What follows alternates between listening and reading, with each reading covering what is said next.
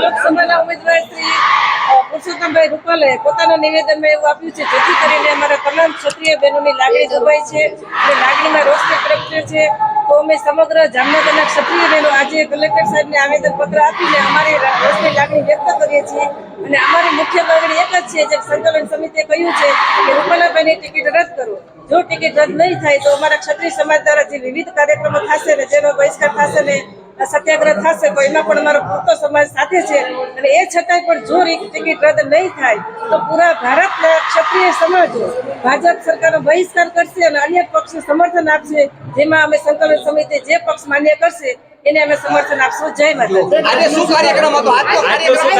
આજનો કોઈ કાર્યક્રમ નથી. આજનો રૂપાલાની ટિકિટ રદ થાય એ જ માટે અમે આ કર્યું છે. અત્યારે અમારી ક્ષત્રિયાનો 2000 ઉપર એકઠી થઈ અને આવેદન પત્ર દેવા આવ્યું છે. આમાં કોઈ નિર્ણય નહીં લે તો સરકારને ભારે પડશે વસ્તુ.